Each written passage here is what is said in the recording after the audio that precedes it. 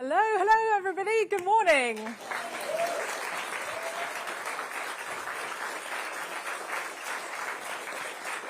Thank you. Thank you all so much for coming here this morning for the launch of the Liberal Democrats' General Election Manifesto. This is a really exciting moment for our party, and it's the culmination of an enormous amount of hard work over many years, making sure that we've got the right policies in place for the challenges our country faces after years of Conservative chaos, making sure those policies are fully costed, and crucially, making sure that the sums add up. So I'd like to say a big thank you to Dick Newby, who has chaired the Manifesto Working Group, and all the members of that group, and the members of our Federal Policy Committee for the hard work that they've put in to ensure that we candidates have got the best possible manifesto to stand on at this election. So allow me now to introduce you to the man who's going to be leading that fight for a fair deal. He's taken a break from his adrenaline-fueled extreme sports tour of the UK to come and speak to you today. Our paddleboarding, water sliding, blue wall destroyer-in-chief, leader of the Liberal Democrats, Ed Davey.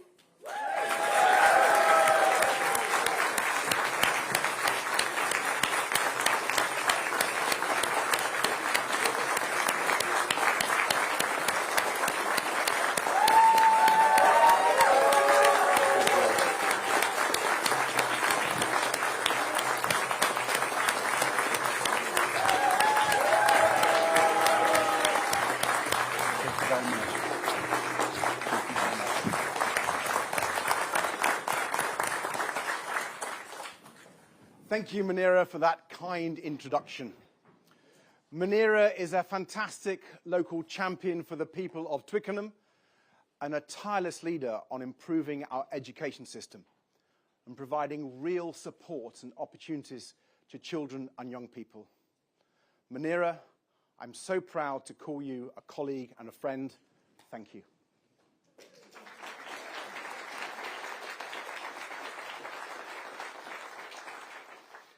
And thank you all for coming here today to help me unveil the Liberal Democrat Manifesto. It has been an intense couple of weeks, finalising this 114-page document, packed full of detailed policies, all of them carefully costed. Now, of course, I've needed the occasional break, but when I asked my campaign team to find the odd activity to help me unwind, I had no idea what I was letting myself in for. It has been quite something to be told by my team that I've become a bit of a meme on social media.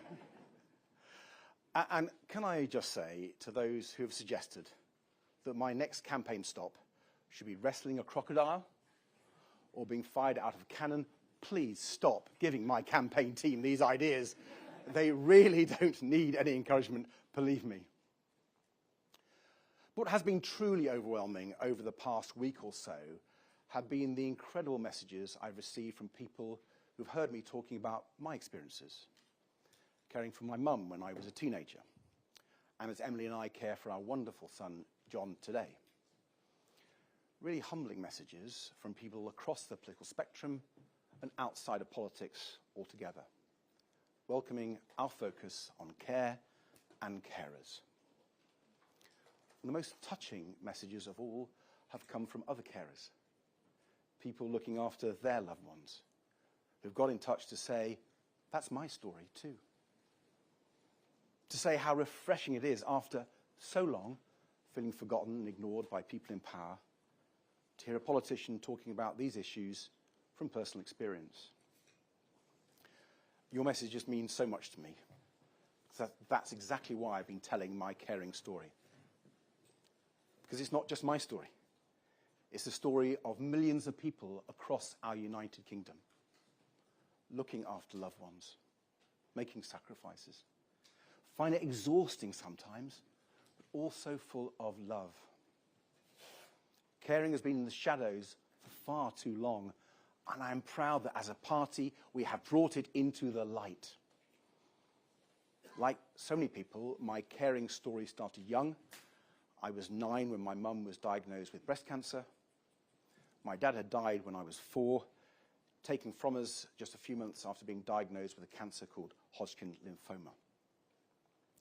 So it was just my mum, my 2 brothers, and me. She battled the cancer for years, but when I was 12, it spread to her bones, and the doctors told her it was incurable. In the last 18 months or so, her pain was excruciating. She was confined to her bed, and caring for her became my life, before school and after school, giving her morphine for the pain, helping her on and off the toilet, sitting on her bed for hours, just talking to her, trying to make the most of every minute.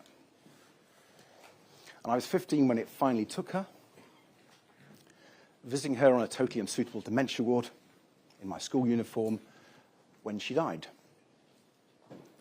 Now, I never called myself a young carer. I never thought of myself that way. I was just looking after my mum because she needed it and because I loved her. And in these last few years, I've been privileged to meet many young carers from all over the country, and I hear the same thing from them. Now, all of their stories are very different, and yet, in so many ways, they are also the same.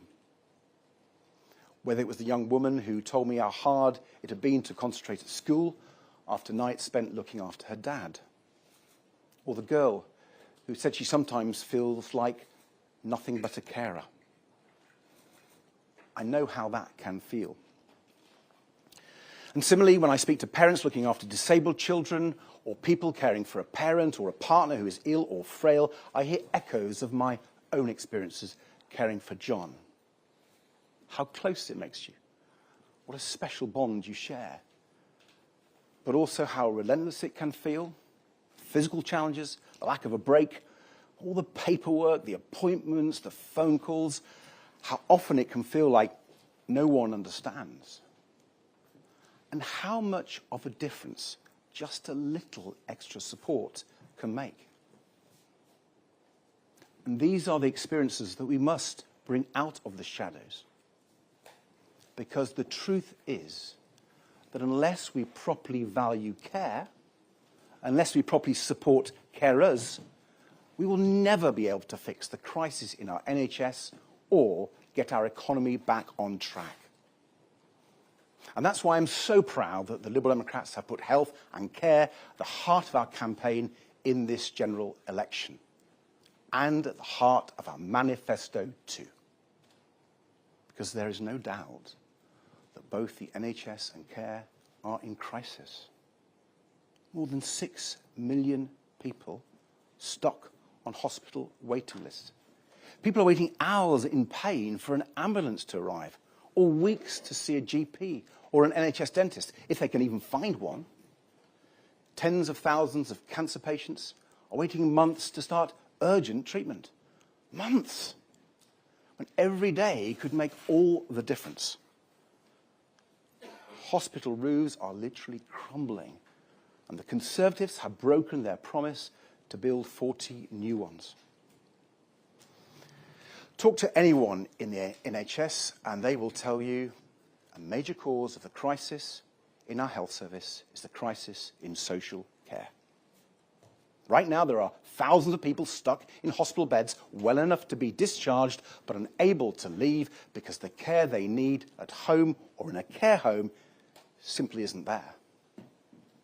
After years of Conservative chaos and neglect, the scale of the challenge is enormous. So our manifesto doesn't shy away from that. We are putting forward a bold, ambitious and fully costed plan to tackle the health and care crisis from top to bottom. This is a manifesto to save the NHS.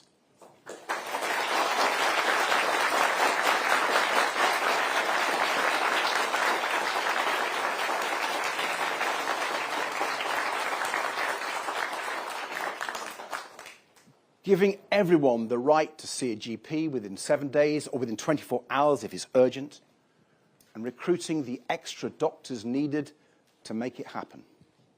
Improving access to dentists and pharmacists too, because we understand that if more people can get the early care they need locally, fewer people will end up in hospital in the first place. Giving cancer patients the care they deserve with a cast-iron guarantee that they will start treatment within 2 months. And investing in radiotherapy machines, in more cancer nurses, and in cancer research to find the next breakthrough treatments.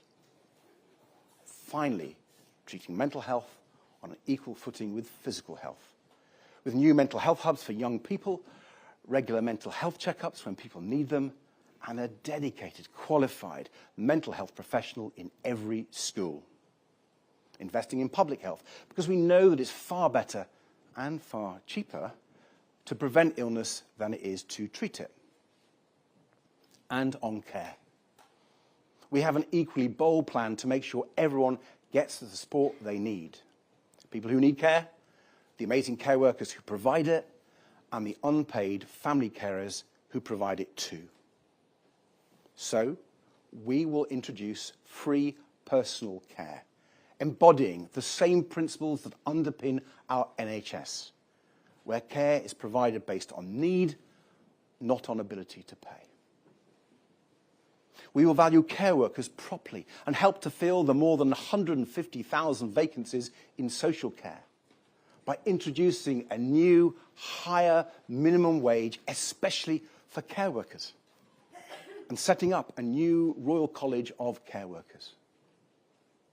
And we will give family carers a fair deal, starting by overhauling the broken carers allowance system so that it provides real financial support to those who need it. Just imagine what this would all mean for people across our country. Instead of being stuck in an overcrowded hospital ward, thousands of people could come home to be cared for by their family, with both the professional carers and the financial support they need to make it work. We can transform cancer care and boost survival rates to among the best in the world. We can help people live more years of their lives in good health with all the benefits that that brings with it. We can make sure everyone can see a doctor or dentist locally when they need one, ending these appallingly long waiting times, taking the pressure off the rest of the NHS. We can get people off waiting lists and into work, getting our economy growing strongly again too. We can save our NHS. We can fix the care crisis. We can give people a fair deal. Now, I know when you look at the state of the NHS and care today, this might all seem a long way off. And there's no doubt that it will take a lot of time and a lot of hard work to repair the terrible damage the Conservatives have done over so many years. But our manifesto sets out how it can be achieved. And Liberal Democrat candidates across the country are ready and able to work tirelessly to achieve it. So every vote for the Liberal Democrats at this election is a vote to elect a strong local champion who will fight every day for the NHS and care.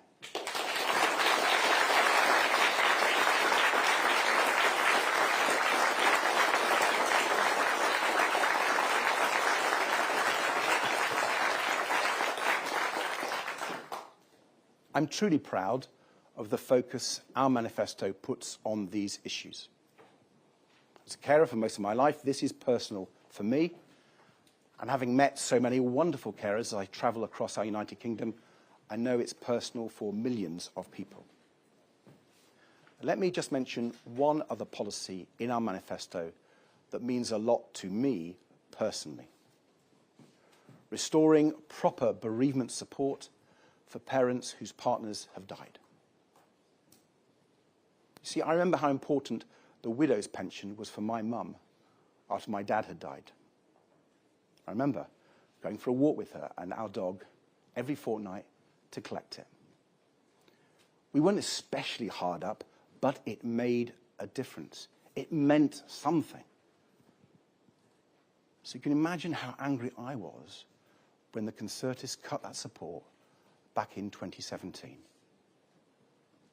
Knowing that other families like mine would only get a fraction of the support. It was the first thing I asked Boris Johnson about at PMQs when I became leader. And I'm proud that in this manifesto we commit to reversing those cuts and restoring proper support payments to parents like my mum.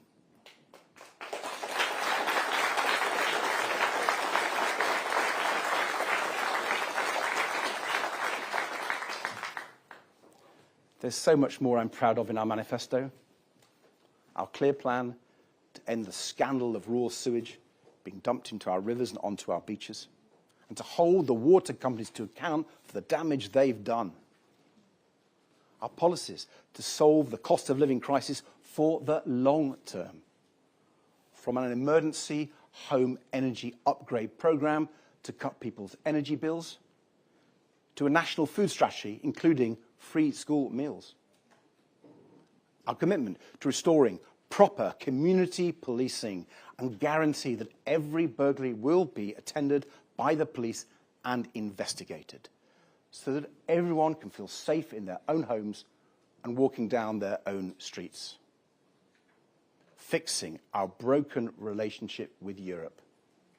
Rebuilding the ties of trade and friendship. Boosting our economy and restoring Britain's role on the world stage.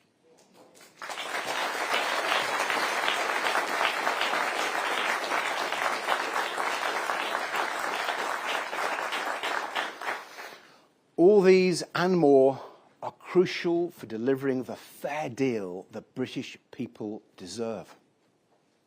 And they are what every Liberal Democrat MP elected on the 4th of July will be fighting for in the next Parliament.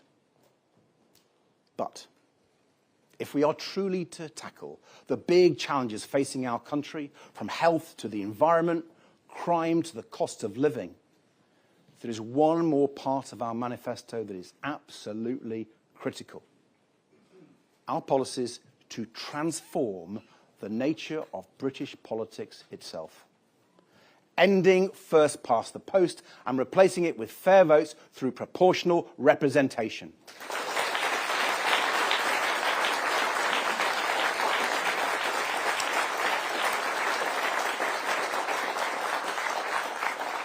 Getting big money out of politics with a cap on donations to political parties. Shifting power out of the centre so local decisions are made by and for the people and communities they affect. Putting real power in people's hands and holding the overpowerful properly to account. Because this election has to be more than just a change of government. We must do more than get the Conservatives out, essential though that is. We must transform our politics for good. So politicians have to respond to people's dreams and desires. Because that is the only way we will bring the real change our country needs. It's the only way we will deliver a fair deal. A fair deal where everyone can afford a decent home, somewhere safe and clean, with a comfortable retirement when the time comes. Where every child can go to a good school and have real opportunities to fulfill their potential. Where everyone can get the high-quality healthcare they need, when they need it, and where they need it. That is the fair deal that runs throughout our manifesto. That is the fair deal that Liberal Democrats are fighting for. And at this election, every vote for the Liberal Democrats is a vote to make that fair deal happen. Thank you.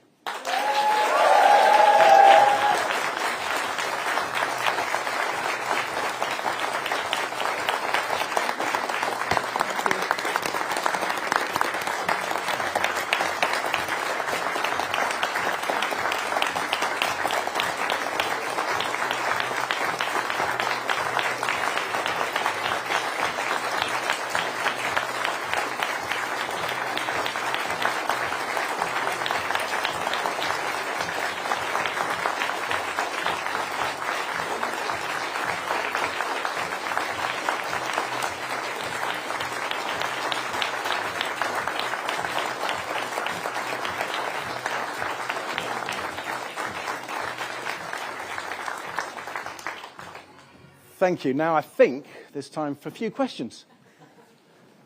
But he's the man in charge. Vicky Young, BBC News. Grabbing attention by throwing yourself down water slides is one thing, but when things get serious after the election, what influence can the Liberal Democrats realistically expect to have on government policy? Well, thank you, Vicky, for that question. By the way, I do believe that politicians shouldn't take themselves too seriously. What we should do is take the interests of the British people seriously. And this manifesto and the Liberal Democrats do that. And if you vote for Liberal Democrat MPs in the next Parliament, we can have a strong Liberal voice pushing for these policies. And in my experience in Parliament, if you get lots of great Liberal Democrat MPs, you can make a huge difference. You can make a huge difference for your community, electing a local champion who's going to campaign for your community, not forget where their voters are. Liberal Democrats have got a proud record of being great local champions. And if we elect many more, there'll be so many more local champions in Parliament. But also, affecting the big issues of the day. If you have lots of Liberal Democrat MPs, we will start winning those debates. What I'm so proud of in this manifesto, which is fully costed, I think it's already influencing the debate in this election campaign. And I know with lots of Liberal Democrat MPs elected, we will affect the debate in the next Parliament and change the course of our country and get the real change our country desperately needs.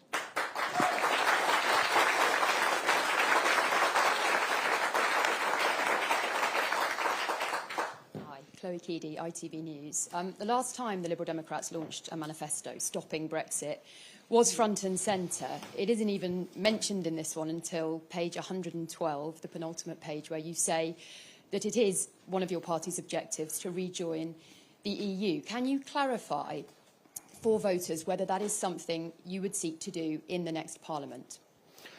Thank you very much, Chloe.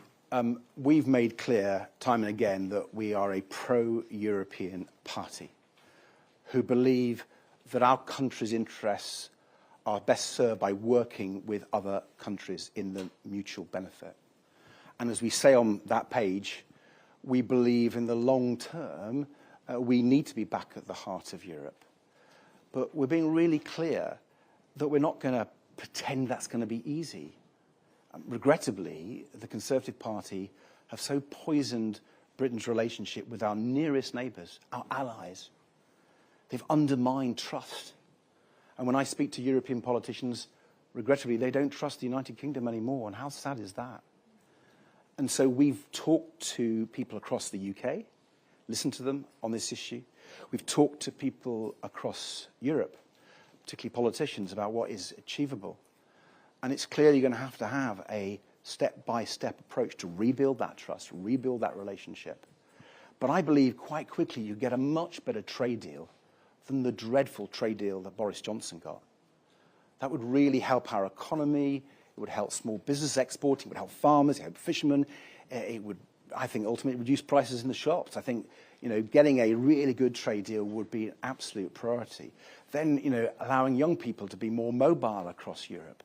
There are lots of things set out in the manifesto about how we could begin to rebuild that relationship, all going in a really clear direction. But it's going to take time, regrettably, because the Conservatives have done such damage.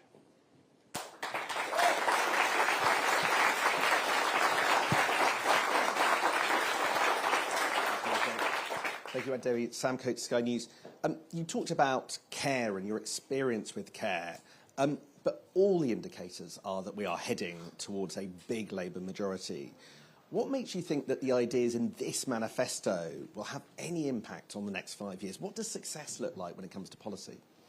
Well, success, first of all, results in lots of Liberal Democrat MPs getting elected.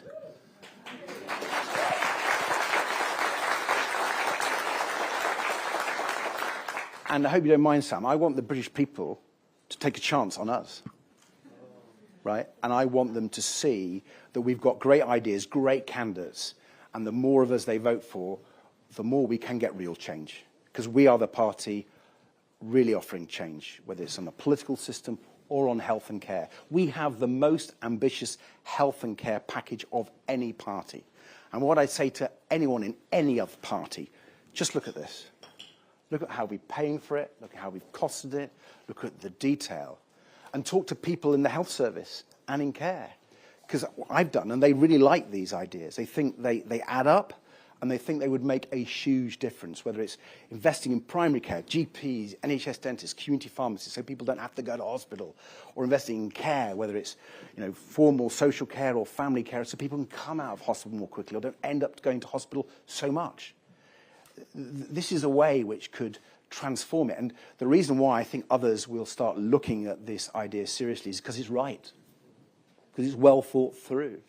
And you know what? I'm hoping someone's going to ask me about the costings in a minute, because I've gone through, I've gone through the detail, and we're really, really cautious, because in these costings, we haven't done what some of the experts have advised us to do, which is to include the savings we'll get. So, free personal care, according to the Institute of Public Policy Research, by the end of the decade, will be reaping possibly up to £3 billion a year in savings to the NHS. We haven't included that in our costings because we're being cautious. But what it does show to the next Parliament, MPs of all parties, that you take this approach and we can save our NHS. I mean, that's so important. I am sick and tired of Tory MPs sort of saying they've sorted it out and then meeting people across the country who can't get a GP appointment, who've waited for hours for an ambulance, who can't find an NHS dentist. There was an NHS dentist in my constituency in Chessington who told me when I went to visit them that they'd had to look after a pregnant woman from Cornwall who couldn't find an NHS dentist except in Chessington. This is the state of our NHS under the Tories, and we are going to reform it, and we have the ideas, and elections should be about ideas, and we've got the best ones.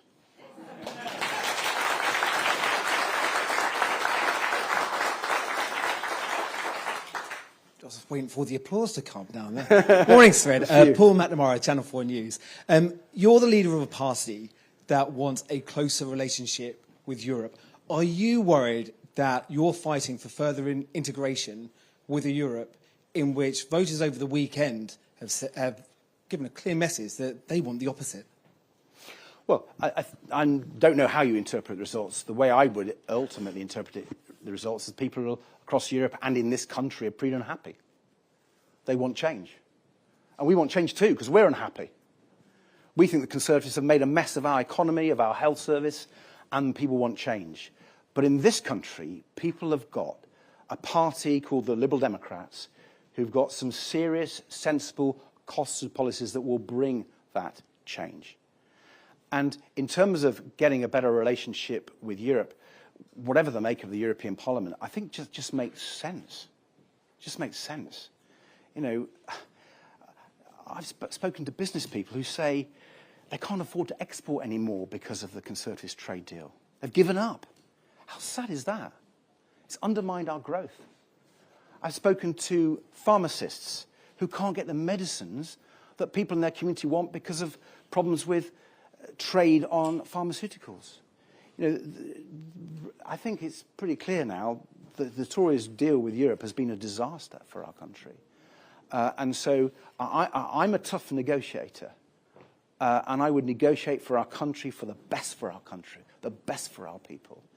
But I know that what the Conservative delivered is the worst for our people.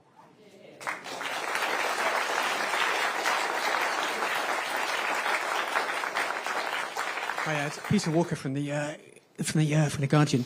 Sorry, I'm trying to not drop my laptop as I stand up. The policy that came out overnight about the idea of reforming capital gains tax, and I guess there's a question in two parts. Is this in some way a kind of challenge to other parties to have tax plans which you think would actually work? And it's essentially because it's targeting mainly wealthier people. It's kind of almost a wealth tax. Is that slightly a challenge to Labour to try and potentially do something on that too? Thank you, Peter. Listen, our whole manifesto is a challenge to other parties, whether it's on healthcare, whether it's on tax, whether it's making your numbers stand up. One of the reasons why we've costed this really, really carefully and show where we can get the money, because I think voters are disillusioned. I think they don't trust politicians or political parties anymore. And, you know, part of our attempt over the last few years, listening to people, trying to understand them, making sure they know that we will represent their community with strong local champions, is all about rebuilding that trust. One of the reasons why we want to reform our broken political system is to rebuild that trust. And the Costa Manifesto is about that. And the CGT issue, we think, it is only right that the very, very, very wealthiest in our country pay more tax. The CGT system at the moment is unfair for some of the people who pay it. And so our reforms would actually reduce the capital gains tax bill paid by most of the people who pay capital gains tax at the moment. We're bringing in a higher allowance. Crucially, we're bringing in an inflation indexation allowance. We're going to have a small business relief. So a lot of people who currently pay capital gains tax and the Tories wouldn't pay it under these proposals. But the Tories are letting off from paying CGT, the right level of CGT, people who are really, really wealthy. We're talking about billionaires, we're talking about multi-millionaires. And they're paying a lower rate of tax on their capital gains than many of the people they employ are paying an income tax. That is just unfair. And when our public services are crying out for money, our health service, our schools, our police force, we've got to find the money from somewhere. And the Conservatives have increased taxes on ordinary people, ordinary families, pensioners, so much. So, I mean, to record levels. The Tories are the party of tax rises, right? And they have increased taxes so much that in a cost of living crisis, we're not going to do that. But I have to say, the 0.1% of people who would pay this higher corporation taxes, let's be clear, if you get over £100,000 a year in capital gains, over £100,000 a year in capital gains, you pay 45% on those capital gains. That's what we're talking about. And I think they should. Other people who are earning income above that pay that rate. Why shouldn't people getting capital gains just because they're billionaires? Why are they excluded from paying their fair share of tax? So, you know, I think it's the right thing to do. It ensures we make our numbers up. I'm very happy to take people through the details. I sort of already started doing that, haven't I? Sorry, I'm geeking out now. But I think it's a reform that is desperately needed.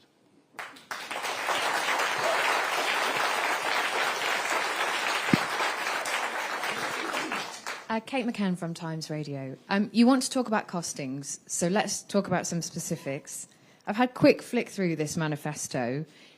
You want to end the two-child benefit limit. How will you pay for that? You're promising to double statutory maternity and paternity pay to £350 a week. How will you pay for that? How will you pay compensation to women over pensions, the WASPy women? Where will the cash come from for that? Those are just a few things. There are many, many more. And what do you say directly to the IFS who say that you will not be able to raise some of the billions of pounds that you say you will, that it's unrealistic? Well, thank you for your question, Kate. I'm happy to take everyone through these, and our team are. We've worked on these for quite some time now, using the best sources for our figures we possibly could, including the IFS, actually, in some places. I'm really happy to meet the IFS and take them through our figures. That's not a problem. And if you look at the costings document, which I think is now available, someone can tell me, is it available online? We're not hiding it. You can see all the figures and all the answers to your questions. Essentially what we're doing is raising taxes mainly on the big banks, the oil and gas companies, the social media giants and also the likes of Google and Amazon, the 0.1% wealthiest people I just talked about. So all that tax revenue is set out there, and we're spending it, I think, wisely. We're often spending it in areas that would save money in the longer term, which is good housekeeping. We've not seen that for many years. So I think when you see that costing document, hopefully all your questions will be answered. If they're not, please come back to us, because we really want to make this a big point in this election, frankly. We think there are political parties out there who are really not telling the truth about how they're funding their policies. And I think we need to expose that. And I'm happy to take the IFS through it. Yeah.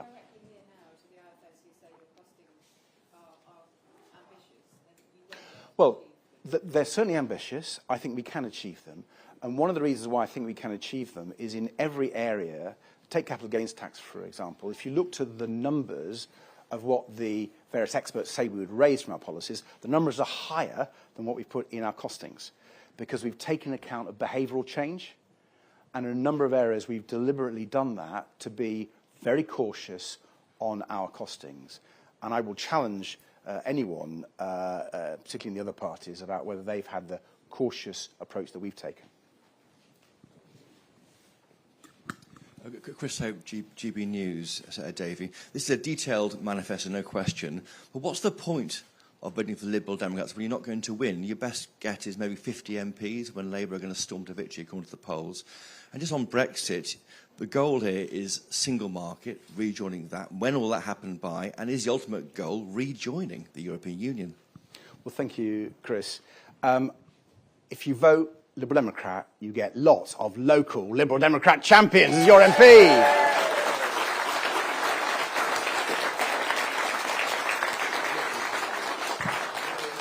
I hope the whole country votes for these wonderful people. And if we did, we transform our politics. And, you know, you seem to know the outcome of the election. I'm really impressed. I don't. It's all up for grabs. I put no ambitions on the ceiling. I'm realistic about our unfair voting system. And so I have said throughout this campaign that there are many parts of the country where only a vote for the Liberal Democrats can beat the Conservatives. Across the blue wall in the home counties, I'll take you through all the home counties, you know, Hampshire and Hertfordshire, Surrey and Sussex, Oxford and Cambridgeshire. Have I missed out a few places where we're going to win? I'm sure we have. So the blue wall, we're going to smash that down and take lots of seats off the Conservatives. In the West Country, where, you know, we've been strong in the past, we're coming back in the West Country. And there are parts of Greater Manchester, rural Mid Wales, parts of Scotland we're going to take on the SNP, parts of Yorkshire. You know, we actually are the only ones who can beat the Conservatives in so many seats. So what's been exciting about this election campaign is when people have heard from us, and I really hope they hear about these policies, particularly our plan to rescue our NHS today. When they hear them and they see our great champions, they'll come and back us. And if you back the Liberal Democrats on the 4th of July, yes, you'll get a local champion, but you'll get people who are going to go into Parliament to fight for real change, to sort out the sewage scandal. So the Liberal Democrats were the first to raise that. I haven't heard much from other parties. So you want to sort out the sewage scandal, vote Liberal Democrat.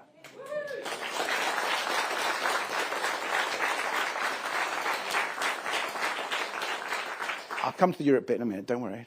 But there's a lot of things in this manifesto which are totally distinctive. If you want this ambitious programme of change, you've got to vote Liberal Democrat.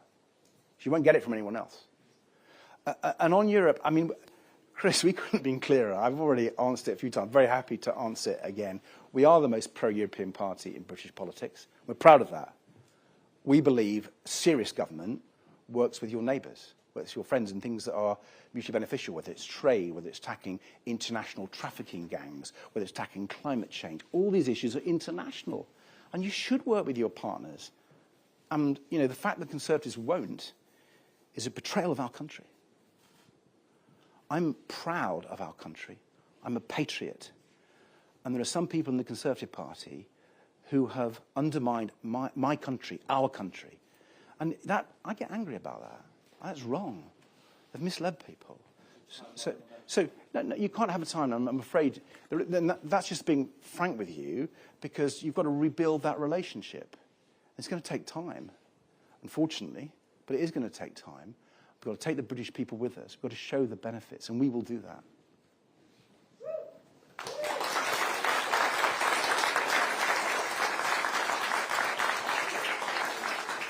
Hi, sorry. Emilio from Politico. Lots of evidence shows that one of the big themes for voters at this election is just disillusionment and lack of trust and just sick of politicians, what they say at elections versus what they do. How much responsibility do the Lib Dems need to take for that, considering the coalition and obviously the big thing being the student fees thing? And to what extent have you kept that in mind while writing this manifesto, so that you don't end up in the same position where if you accidentally end up in government by mistake in some coalition, you have to ditch big things that you've promised to disappoint people again? Well, listen, let me just take that straight on, Emilio. You know, we fought the Conservatives every day, but we didn't win everything, and we paid a price for that. I lost my seat. We've had 3 bad election results because I think people, you know, wanted to punish us for that, right? But actually, when I became the leader, I said we needed to wake up and smell the coffee, and we need to listen to people.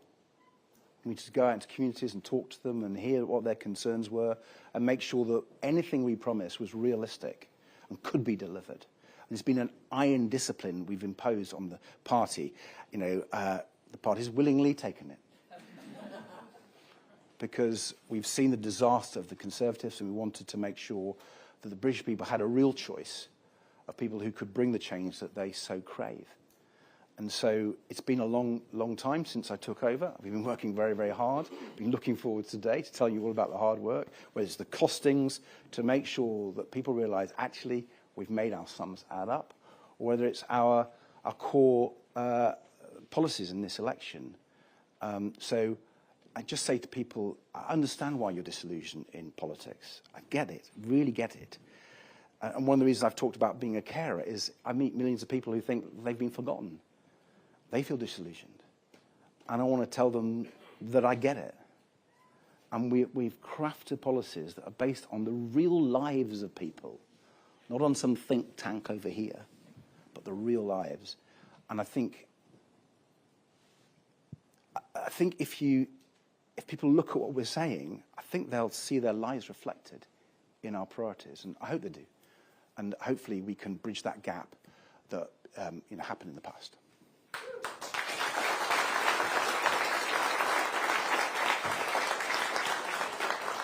Hi, Will Durham with PA. We've spoken a lot about tax, and there's a lot in there, whether that's to aviation and the reforms around that, but also the capital gains tax. You're all targeting voters in the blue wall who might work in the city. Is this going to harm that vote at all? Well, the vast majority of people who pay capital gains tax are going to get a tax cut. So, it's not that I ever take leaves out of the Conservative book, because we have ours properly costed, right? But this is a tax cut for the vast majority of them. So I think, when they read the detail, I'm sure everyone's going to set out all the detail. The fact that we've got an increased allowance for people, that we've got a small business relief, that we're introducing a new inflation allowance, which will take away the capital gain for most people, because a lot of it's inflation. If you take that away, as it used to happen, it will mean that huge numbers of people who currently pay capital gains tax won't pay it. Let's remember, only 0.9% of people pay capital gains tax at the moment. So over 99% of people don't pay capital gains tax. But of those 1% who do, or 0.9% who do, most of them will get a tax cut. And really happy to take you through the figures. We thought about it a long time, take a lot of advice from people. We think it's the right way, the fair way, to raise the money that we need for our public services. I'm worried about our voters in the blue wall, and I want to make sure they know, through people like yourself, they're getting a CGT tax cut.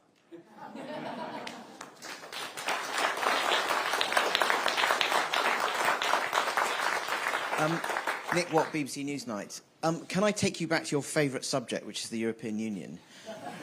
Which, if I've read the manifesto correctly, you're talking about a journey. Phase 1 is a more constructive relationship with the EU. Another phase is single market membership, and another phase eventually could be that we rejoin. That seems to suggest that you take us into the economic architecture, the single market, before going into the political architecture, which is membership. I thought your view was always there's no point in separating the two. Because you know what single membership market means. It means accepting free movement. It means accepting rules. It means being a rule taker. So are you saying that we would go into the single market as a rule taker before we have a chance of being a rule maker as a member? Well, thank you very much for that question, because it enables me to clarify a little bit more for you and the viewers. First of all, you were getting a little bit ahead of yourself. This is going to take time. And actually, we've got 4 steps that we've set out, 4 stages, before we can get into the single market. And that could take some time. I don't know how long that will be. And it will start not with a trade deal based on the single market, but a trade deal based on what the European Union and ourselves can agree, which would be way better than the disastrous deal that Johnson agreed to. So we can get quite a lot of benefit to start off with. But on your point on rule taker, we're a rule taker now. We're a rule taker now. You know, the Conservatives tried to make out that, you know, they'd somehow got out of that. They hadn't. They hadn't. You know, not for once, they've not quite told the full truth. And so, you know, I think our approach would actually give us much more influence than the Conservatives have had. The Conservatives have got no influence whatsoever. We'd be far more influential. We take it in a carefully thoughtful way, because I think that's the only way we'll build back their trust. And you know, you mentioned free movement. We're actually quite keen to the proposal that's been discussed about 18 to 30-year-olds.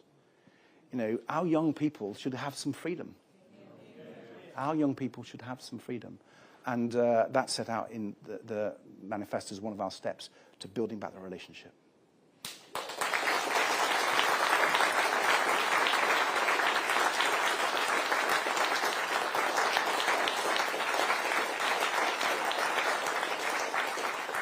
I'm getting that sign that tells me that I've got to get moving. And what I would say to you is, first of all, thank you. Thank you for coming. Thank you for your questions. Do come back to us with any follow-ups. Really keen to answer all your questions. But I've been told that an election is a roller coaster. So I'm going to go on a roller coaster. Thank you.